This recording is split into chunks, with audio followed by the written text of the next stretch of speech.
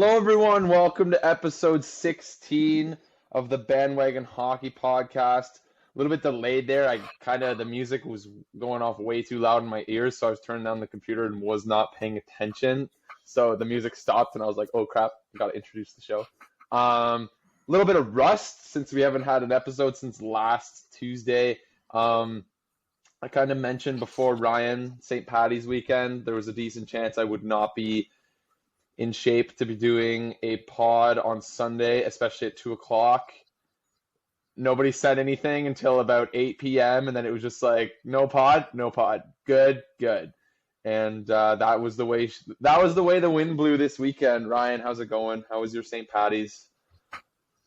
It was pretty low key compared to what it seems like you got up to. I got out for a couple beverages there with my roommate, so it was pretty good. But yeah, the next day there on the Sunday, since you gave me the heads up, I just kind of took it as the weekend off, and neither of us questioned it, and we rolled with it. Did you drink green beer? Nah, just some pretty regular beer. Was it Friday night or Saturday night that you went out?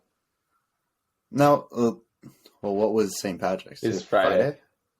Yeah, Okay. Friday. Yeah. Is St. Paddy's big out east? I mean, yeah. Okay. I don't think That's kind of just like a college bigger or less than, party thing. Yeah. So yeah, never. Oh well. Yeah, no, I was in Kingston for the weekend. Went to Queens to experience the St. Paddy's there. Got some buddy. I guess you know them. But for those who don't, Ryan and I have some buddies out in Kingston. So I went down there, filled the car with people and alcohol, and basically slept on a floor for about 10 hours for the entire weekend, and had a little bit of a 2-day bender. So it was pretty fun. I think next year is going to be a hang out in a bar and just kind of drink and then see where the night takes you, and not house parties and sleeping on floors and just chaoticness and lack of hygiene. But I felt the need to experience it because COVID has kind of robbed St. Paddy's Day the last 2020, 2021, and 2022, I guess. So, yeah. Yeah, I completely understand the want and need to experience it. Is that the first time have you been to a bigger street party like that before? I went to Queens for Hoko last year. Oh yeah. 2021 Hoko, and it was fun, but it was still it went on, but COVID was still pretty intense. So cops were everywhere and were really shutting stuff down. So it didn't get as I don't want to say out of hand because it happens every year, but it didn't get as fun and crazy as this year was allowed to, because just COVID restrictions are pretty much non-existent anymore. But it was still fun. But yeah, no, Queens is awesome. It's so sick. The student atmosphere all around the campus is so cool. Yeah, I did Hoko at Queens and Western during my 4 years. And they're fun times, but certainly knock you out afterwards, or it did me anyways. So I think those days are a little bit behind me. I had to make a bit of a sacrifice too. I missed the Sens versus the Leafs on Saturday night. I know I texted you earlier in the week. I was like, oh man, I have to miss this game, as if it was a sick game. Yeah, too. It was a ridiculous game, but I don't know. It felt like it was worth it, but when I saw that Brady scored with 10 seconds left, I was like, no way. But anyway, enough about St. Paddy's Day. Let's talk some hockey. But first topic, let's start off the ice. Breaking earlier today, in typical NHL fashion, they announced that they are going to be partnering with Fanatics beginning in, I believe, 2024, 2025 as their primary jersey makers and sponsors. I don't know what the exact term is, but it kind of sparked some heat on social media today in a hilarious fashion, as per usual. Just constant memes about shitty designs and a bunch of different hockey prediction models posting player cards with super funky just messed up designs, because Fanatics is kind of it doesn't have the best reputation. Ryan, what was your analogy for it that you mentioned earlier today? Yeah, so I was saying that it feels like they're basically just going for a monopoly on sporting merchandise. Like that, it really feels like that's what they're doing. When I first saw the announcement this morning, my first thought process was like, they couldn't get anyone else. Mm-hmm. Like, I thought, my thought process was, why isn't like Nike, where is CCM, why is Adidas stepping away? Adidas I kind of get, because the jerseys was the only thing they ever really did with hockey. They never expanded their brand much into hockey outside of that. So just stepping away altogether kind of made sense, but Fanatics taking over altogether didn't make too much sense. And then I saw so many people just dumping on it because they straight up assumed that the replicas that they currently make are just going to be the new jerseys, and that's straight up not how this is going to work. So that was a little bit ridiculous, but other than that, there is tons of fair criticism of Fanatics just as a company in general. Their customer service is known to be absolutely horrendous, and they're basically known for people getting defects in their products when they show up. Like name bars not staying on properly, things peeling off, just straight up wrong names printed, like stuff like that. So those concerns definitely are ever present as they continue to grow and only like have more demand. Like, how are they going to fix those problems as they only get bigger? And as I looked into them more and more today, like they have just constantly been acquiring rights to different things. Like they bought the cards company Topps not that long ago. So they got some trading card rights from the MLB, NBA, and NFL. So they expanded into there. Now it looks like they're going for the more official player merchandise as well, like on top of the more replica kind of fan experience side of things that they've been on before. Now it looks like they're going for the more high-end kind of thing. So I don't know. We'll see how it works for them. It seems like everything they've touched so far has turned into gold, but that's basically just because they've gotten a crap ton of money in funding.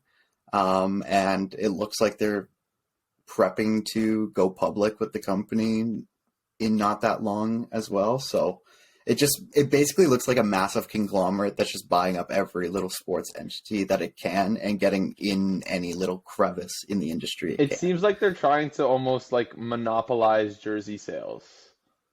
Yeah, well, not even just jersey sales. Yeah, merchandise, sporting merchandise in general. Because like you can buy like kind of obscure NCAA team jerseys and memorabilia, or not memorabilia. What the heck?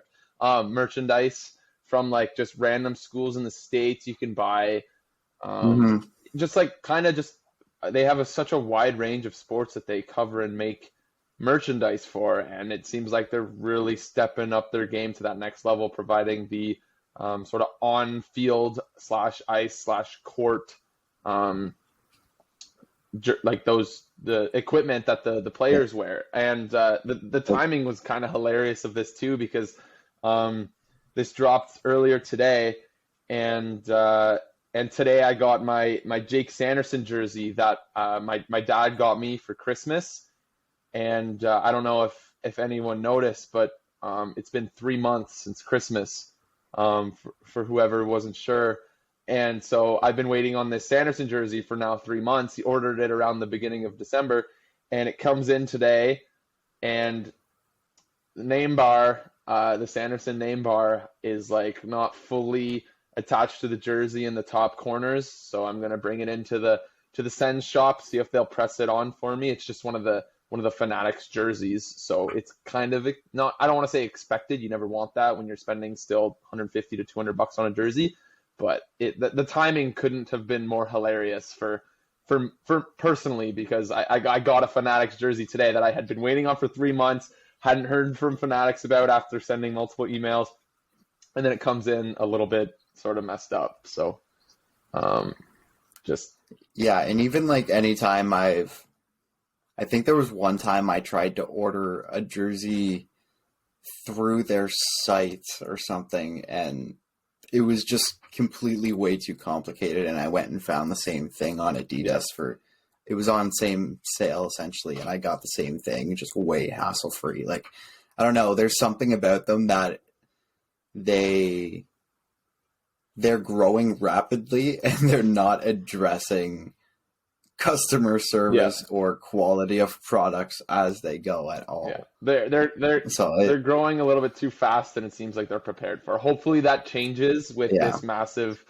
deal with the NHL, which I would assume that the partnership starts with a B in terms of like but I want to know if, one, were they the only option, or two, did they just throw a whack ton of money at this because this is what they're doing? This is their business plan. And like, was it only the NHL because they were the first ones to have their jersey partnership open up? Like, I wonder when one of the other big fours have this open up, do we see Fanatics make a push for it? True. Maybe, yeah, and maybe if the jersey sort of partnership goes well with the NHL, and then those other leagues. What? Sorry, I just remembered one more thing. Like, the Fanatics, it's not like this is the first time they've partnered to do an on-field /ice jersey before. When, like, I think it's Nike that does the baseball jerseys, but one year Fanatics produced them for Nike. I think it was 2017 is what I saw today. So it's not like they have no experience doing this, but it'll be interesting to see how it translates into hockey jerseys. Yeah, I'm looking forward to seeing how it goes, because it'll be an interesting story. Do you know how many years the partnership was for? For the NHL? Yeah. This is the other massive point of contention. It's 10 years. 10 years. Yeah, that's a mess. Yeah. That's especially with it's a mess. It's Fanatics' first time stepping into this big of a role in terms of sports merchandise, and I mean, so interesting to see how that goes. All right, not sure if there's going to be a little bit of a gap here in between, but we just had to figure out our mic situation. One of us, me, set up the wrong mic, so my audio was a little bit weird, so apologies if I sound a little bit fuzzy for the first 10 or so minutes of this episode, but enough about Fanatics. What are you shaking your head for? Get out of here. Cool. But enough about Fanatics, because as riveting as it is to talk about merchandise partnerships, let's talk some hockey. And Ryan, are you feeling Fergalicious? Are you feeling? I'm feeling very Fergalicious. So last night, the Ottawa Senators started goaltender, I believe, 24-year-old rookie goaltender Dylan Ferguson, who they acquired. I think the Belleville Sens acquired him from the Marlies a few weeks ago before the trade deadline in like a completely random move. Wasn't he part of the Mark Stone trade? Okay, so right past Senator named Mark, but wrong player. Okay. He was a part of the Mark Mathot trade. Oh, okay, yeah. When he was claimed from Vegas, traded him to Dallas for Dylan Ferguson and a second-round pick. But they traded that second-round pick to Ottawa as part of the Mark Stone trade. The Mark Stone, okay. That's how Ottawa got Sokolov. So they're kind of intertwined, but the main trade was Mark Mathot. Okay, so I was kind of on it a little bit with Stone because I got the Marks and I got Vegas right. Yeah. But yeah, so they picked up Dylan Ferguson in like a minors move the other day. The goaltending depth in the Sens organization is an absolute crapshoot right now because of injury.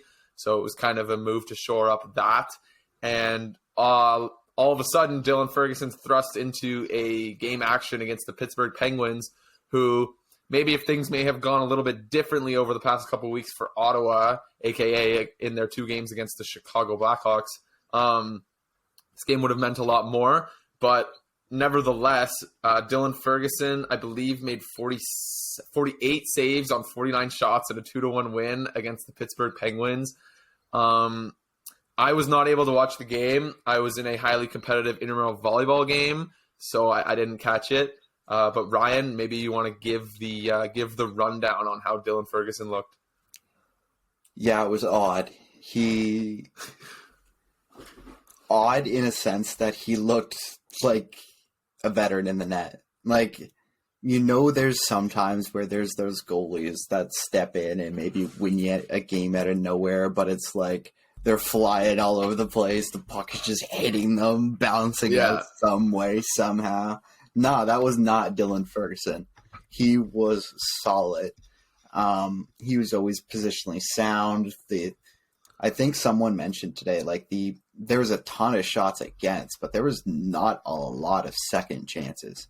A ton of the opportunities either came from the outside, which is a little bit more credit to the defenders, but also he just did not let too many things spill out in front of him, which was definitely beneficial. So it was kind of odd to see this guy who's essentially like the Sens' fifth, maybe sixth stringer at this point. Yeah. They got for free in an AHL trade, step in and put on, I'm going to say, the best goaltending performance we saw in a game all this year.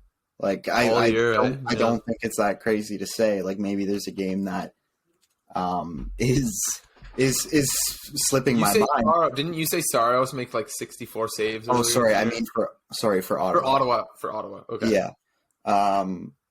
Because like 48 saves is just ridiculous. He did it in Pittsburgh. Like, they were dominated and they won the game. So, and they don't get that very often. No, they don't get it at all, which makes it so so shocking that this guy was able to come in and provide that. But no, I'm cheering for him. He seems like a sick dude, like kind of like Mad Sogard, a guy who's lost his confidence here a little bit, but he just seems very, I don't know, confident in how he stands with himself. Like when he talks to the media, he doesn't seem like a 24-year-old who's playing in his first NHL game. It just kind of acts like he's been there, done that, which is it kind of gives the people around him confidence, I would imagine, as well. I mean, it's really interesting. He's had some success, but it's been all AHL and ECHL, right? Like he's never. Yeah. Well, he did appear in one game for Vegas in their inaugural season, which is hilarious. Yeah, when they were down to like Oscar Dansk or something like that. Yeah, like their goalie situation at one point got down to like what it's basically like with Ottawa right now. Yeah, in their first year, I remember that.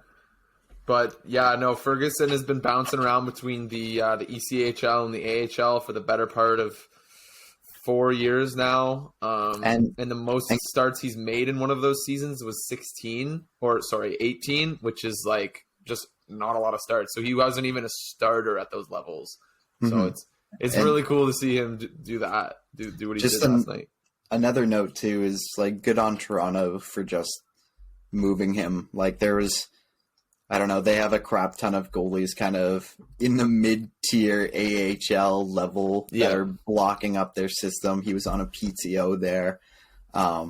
Obviously, Ottawa was struggling to even have any healthy goalies in the system. So for them to kind of let him go to a provincial rival, which seems like such an inconsequential like thing, he gets an NHL contract out of it and gets a start and puts up one of the best NHL starts to a career in history, which is great.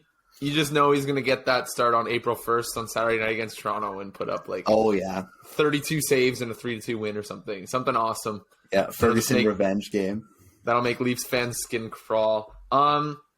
Maybe flipping the script here onto Pittsburgh.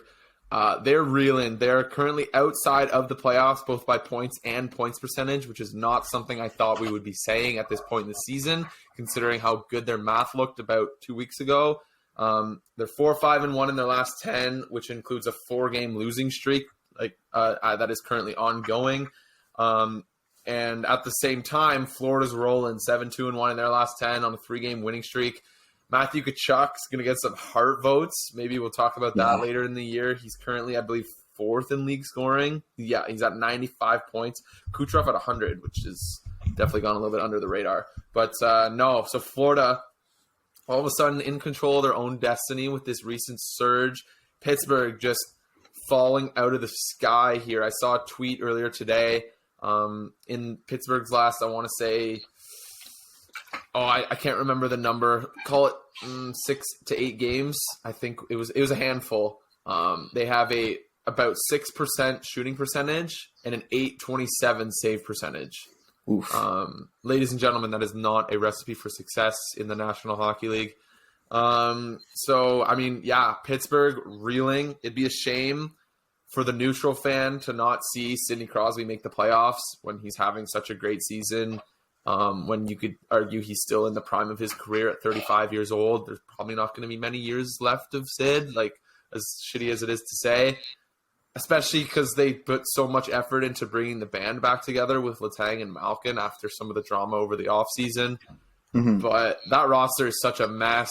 It could honestly end up being the kick in the butt that the franchise needs to maybe, I don't even want to say rebuild, because again, they just signed Letang to a 6-year deal, Malkin to a 4-year deal. Crosby still, I think, has a couple of years left. But they got to move off of Ron Hextall. That guy is sewering this franchise right now. I mean, they've at least committed to this for the next, Crosby got 2 more years? 3 more years? I think so. I'm going to go pull it up right now. So I think you just got to ride it out. Like, sure, you can fire Hextall, but this roster kind of is what it is. And it almost got more is what it is at the trade deadline. So there's not much you can really do with it. They should have gone like a Washington route to retool this and have 2 more years to kind of figure it out. But I agree. I don't know. Does Pittsburgh even have their first-round pick this year? They do. Okay, so there's a silver lining, I guess, but still, that's brutal. Sid has 2 years left after this one. Malkin has 3. Gensel only has 1. That's going to be a big number, so that'll be interesting. Doesn't Grenlin have term? They just traded for him. Oh yeah, big time. He's got 2 years left after this one at $5 million. They've got Petrie for 2 more years, Letang for 5 more years. They just signed Jan Ruda to a 3-year deal before this season. Who else? Ricard Raquel has 5 years left. He's in the first year of a 6-year deal. It's a mess in Pittsburgh. It is a mess. They already have – what do they got on the books for next year? Let's see. Is this going to be a funny number? They've got $63 million on the books with 15 contracts. So there's some wiggle room there. I would like that number more if it was $58 million on the books with 14 contracts. Hello, Mikael Granlund. But, yeah, it looks bleak. They obviously have no prospects. I don't think they've drafted in the first round since forever. I don't know the exact year. Maybe they did last year, but maybe I think since Crosby. Who knows? Yeah, I don't know. I think they've gone at least maybe 6 or 7 years in a row during those cup runs and stuff where they hadn't drafted in the first round. So it's pretty messy. It's pretty messy over there. But let's turn our attention to the Florida Panthers. Matthew Tkachuk willing this team into a playoff spot currently. They also have control of their own destiny to even move into that second wild card spot and potentially face a depleted Carolina team that is missing Andrei Svechnikov, because you just know you don't want to play Boston in that first round. What do you think? Like, do you like Florida's chances in a first round series? I personally would not want to face Florida in a first round series if I was one of those division winners. Would you rather face the Islanders or Florida in a first round series? Florida. Yeah, okay, yeah. I think I would agree.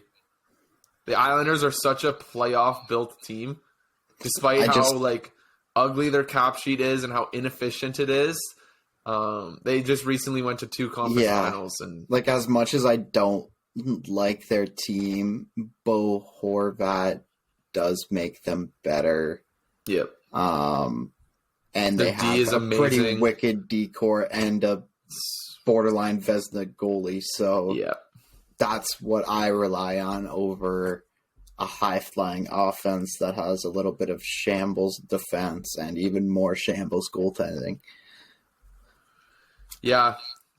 I think from an entertainment value standpoint, I want to see Florida versus Boston. I want to see Matthew Tkachuk muck it I up would at the much Garden. rather watch Matthew Tkachuk in the playoffs than the New York Islanders, but Oh, for sure. if I'm picking a team to win.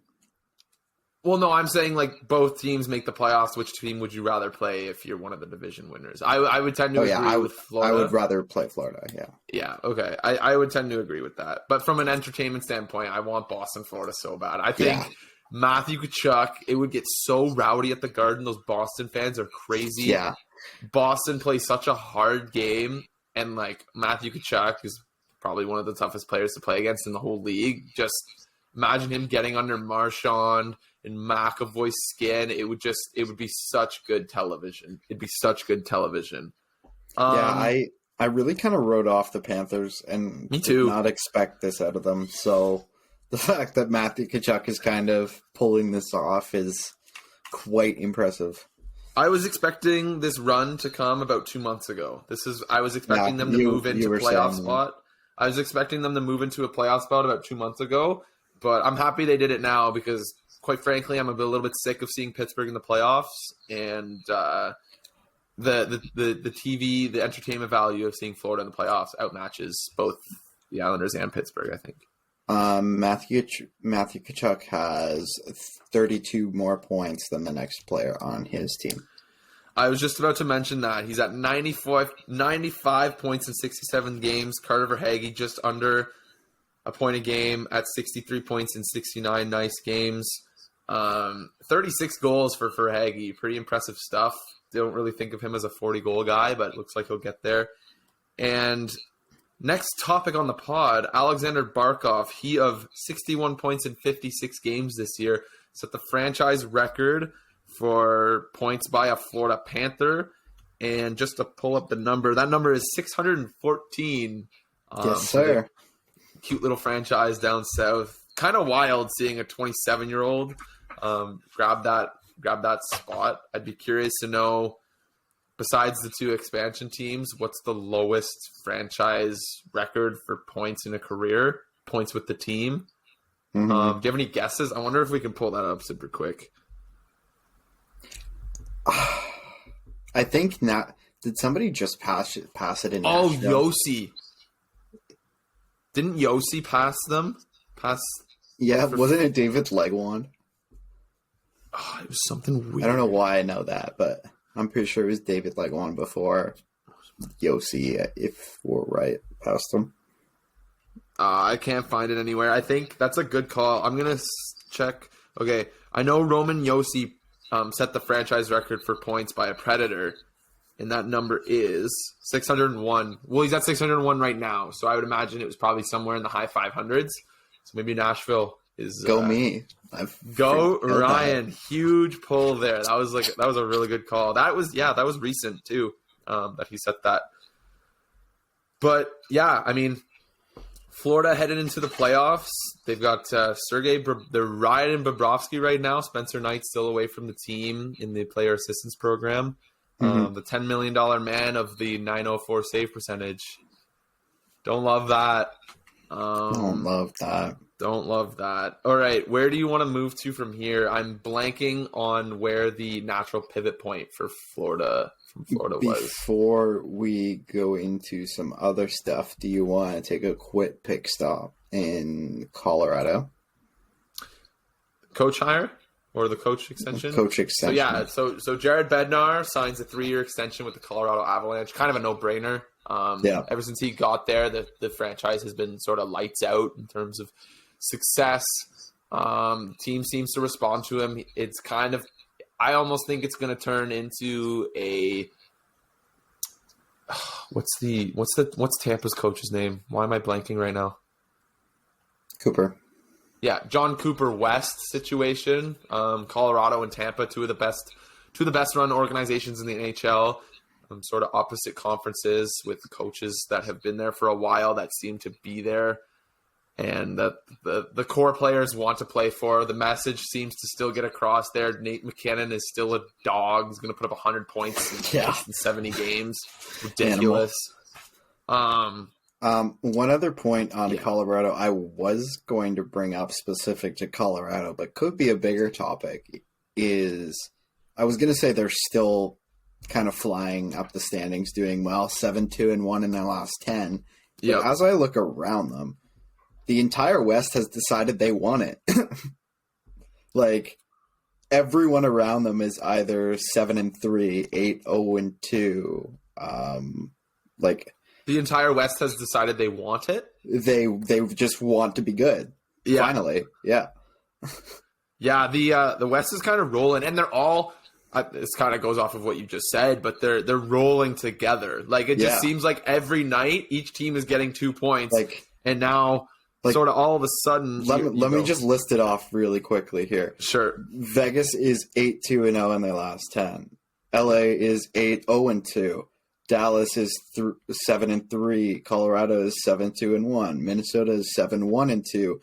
Edmonton is 8-2-0. Like, it's crazy. All of these teams are 7 or 8 wins out of their last 10. It's crazy. And just sort of looking at the overall standings too, like league wide, I remember, I don't know, a month or so ago, the top 6 teams in the NHL were all from the Eastern Conference, and it wasn't terribly close. Mm-hmm. And all of a sudden, only the top 4 are from the East, which still makes it a little bit lopsided, but not as drastically, obviously. But Vegas, all of a sudden, is 1 point back of Toronto for 4th in the league. Also, LA is 7th. LA is rolling. LA might win that conference. Tied for the conference lead. That is crazy. Yeah, it's actually insane. But so Toronto currently 4th in the league at 93 points. Then you've got Vegas, the Rangers, and the Kings at 92 each. Then you've got Tampa, and then I believe it's 1, 2, 3, 4, 5, 6 West teams in a row in the top 14 for the NHL. However, those first 4, so Dallas, Colorado, Minnesota, and Edmonton are all at 88 points. So all of the teams are just sort of creeping into that 88 to 94 range, sort of where Toronto and Tampa and the Rangers are. And just all of a sudden the West is creeping back into this thing. Yeah, after the whole season of basically like the West is dog shit and trading all their players to the East, now the West has decided they want to be good after trading all their good players away. So it's pretty funny. Interesting. It'll be cool to see who ends up winning that. Like, I did not really see the Kings in a position to win the Western Conference this year, but here they are. I was just about to go there. I'm like, can you imagine if LA just makes a run? Like, that'd be kind of out of nowhere for me. Like, what if they just win the West this year? That's crazy. At the start of the year, I was kind of putting them in the same category as Ottawa. Now they're going to win their West, conference. Do you mean like going to the Cup final or finishing I first mean in the like conference? Finishing first in their conference. Yeah, okay. Yeah. They could go to the Cup final though too. Like, imagine LA represents. The West is completely open still. No, well, so is the East. I mean, like, it's both conferences are going to be a shit show. I'm so excited. Like, I could genuinely see 6 different teams from each conference representing their team in the Stanley Cup final. Because Boston has to go through Toronto or Tampa in the second round. And probably Carolina in the conference final. That Islanders or potentially Florida series, like, that's not going to be easy series. Mm-hmm. I'm not ready to give this thing to Boston. Oh, no, neither am I. Yeah. It'd just be completely wild and kind of random, like a random thing if LA gets to the final. Like, I just think it'd be so weird. Dominant regular season teams never do well in the playoffs. Yeah. Never. It just never, because it's the NHL. It's a shit show. It's a shit show. But yeah, so just kind of, we went off a little tailspin there, but just circling back to Bednar.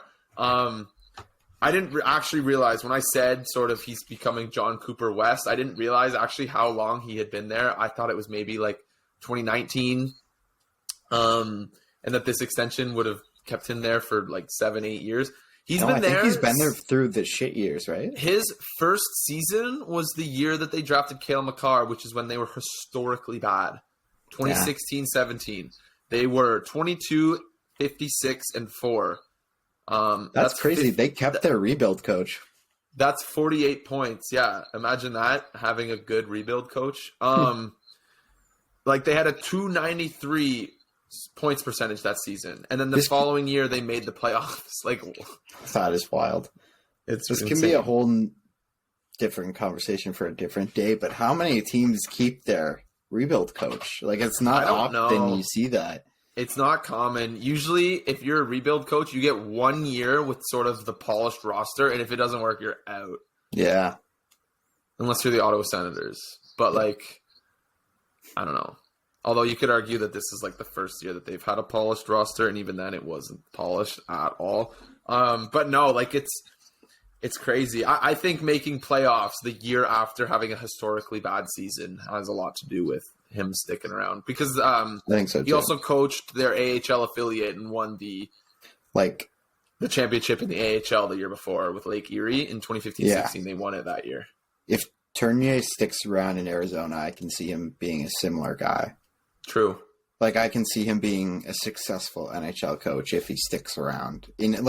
I'm sure he'll make it somewhere, but like if St. Louis, like if those two, I'm sure St. Louis will survive the rebuild, but especially Tournier, if he survives the rebuild, I think he could be another one of those guys who turns it around pretty quick once he gets talent.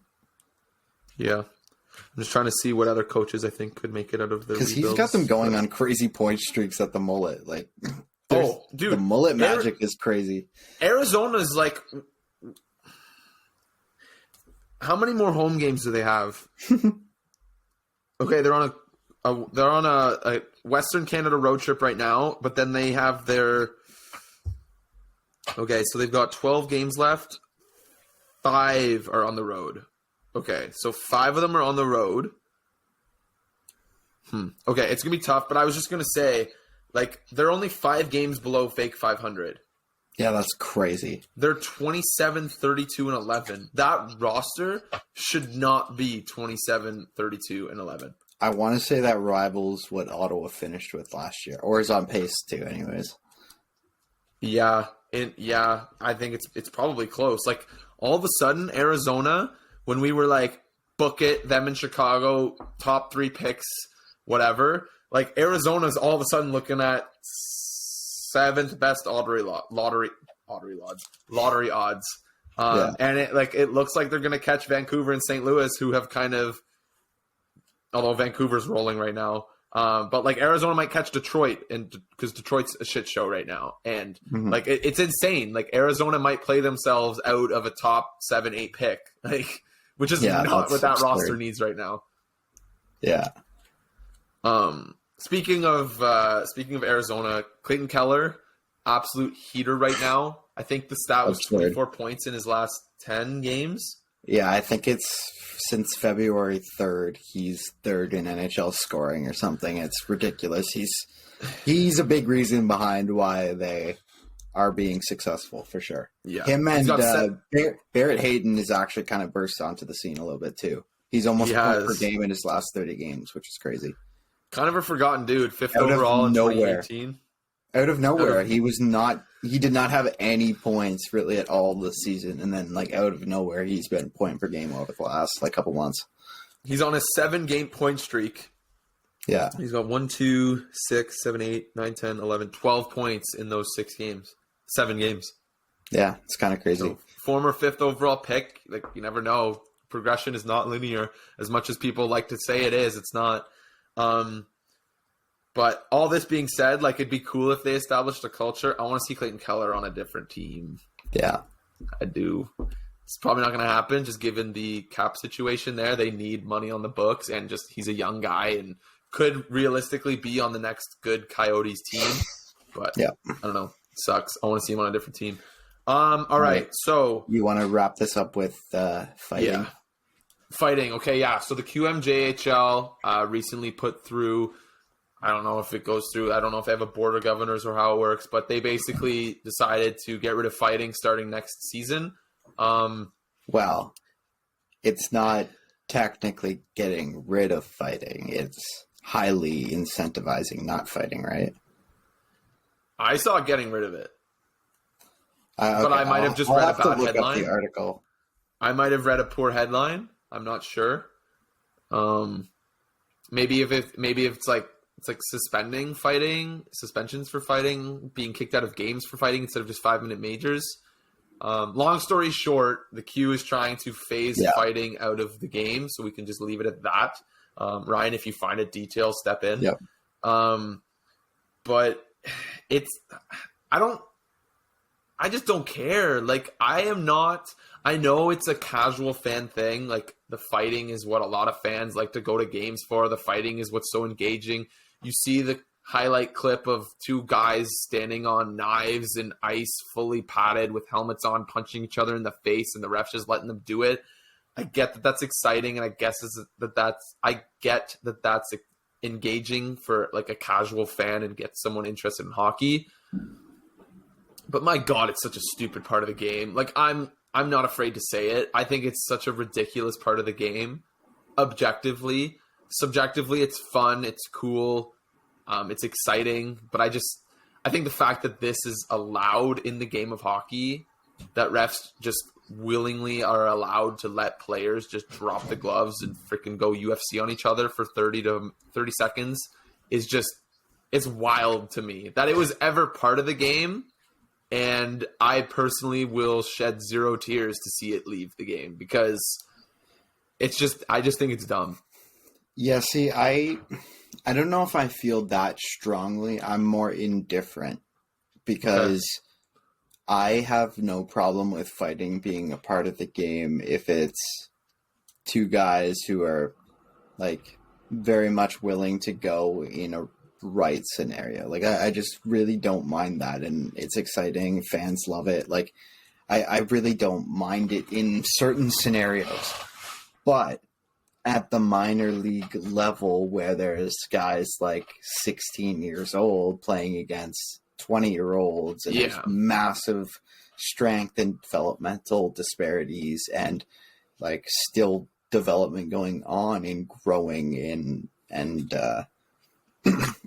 like brain development too, even, right? So there's a lot more risk going on at the minor league level. So I completely support the move at that level. At a pro level, I think when we see these moves at lower levels, it's just going to slowly phase it out. And especially when they start talking about more severe penalties for things like staged fighting and fights for clean hits and stuff like that. Like, we're hearing all sorts of more conversations about that stuff as well.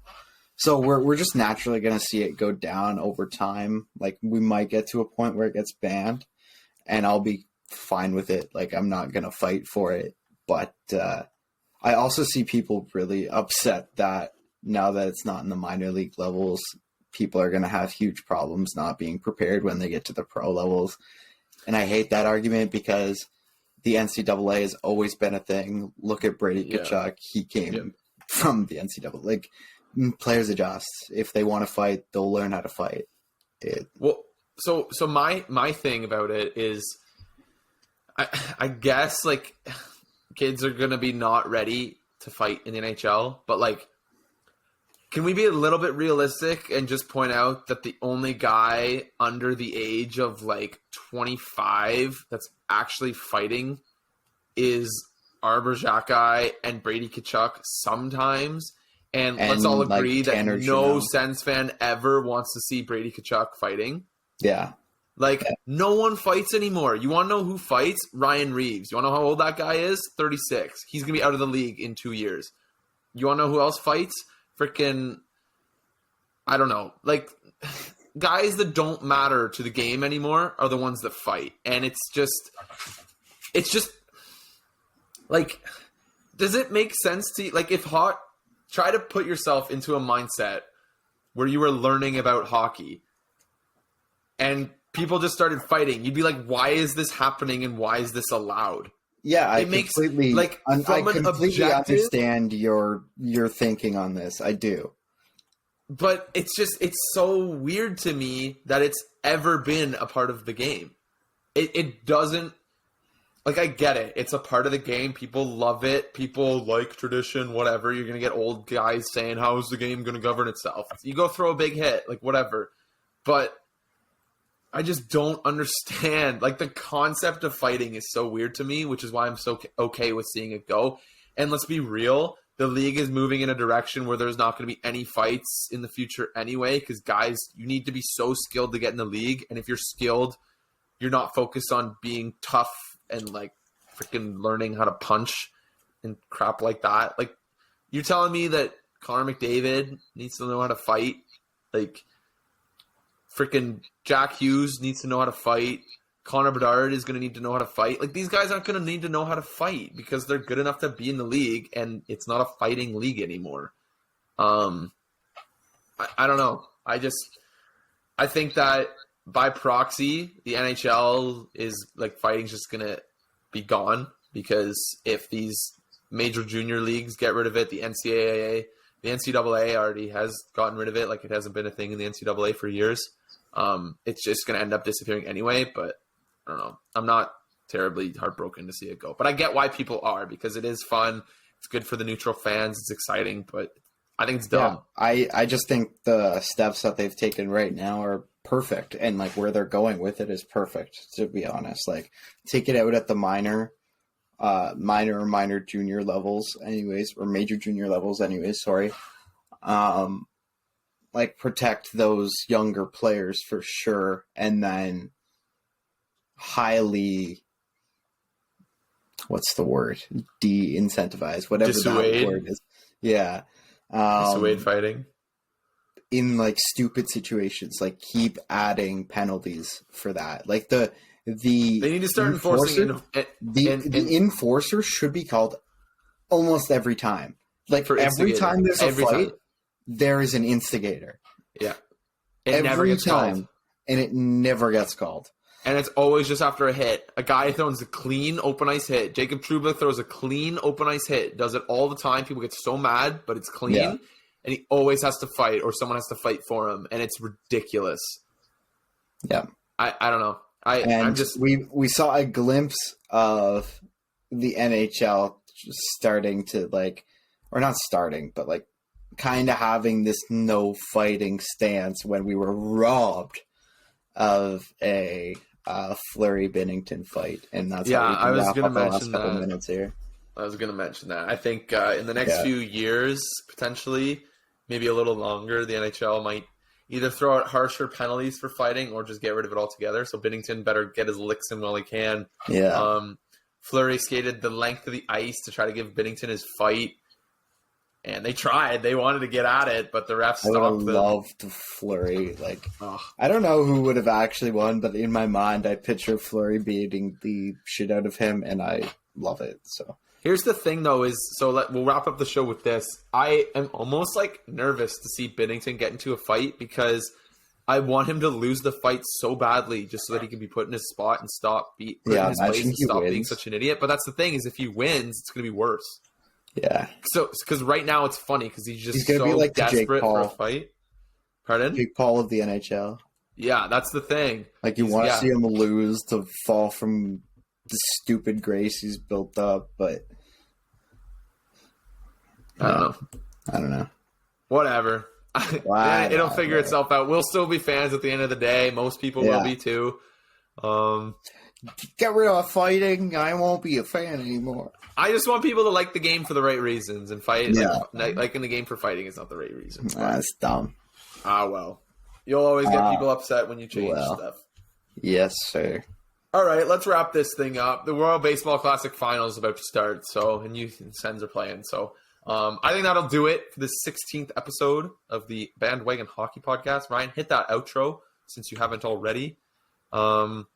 Still haven't hit it yet, so we're going to trying to hit stall a little bit. We're still stalling. Hopefully this isn't too excruciating to listen to. This is brutal, by the way. Maybe we're not having an outro today. Maybe we have He doesn't no wanna outro play. for this episode because Riverside does not want to do it for us. So that'll do it for this 16th episode of the Bandwagon Hockey Podcast. Ryan, do it. Sing it. Do, do, do, do, do.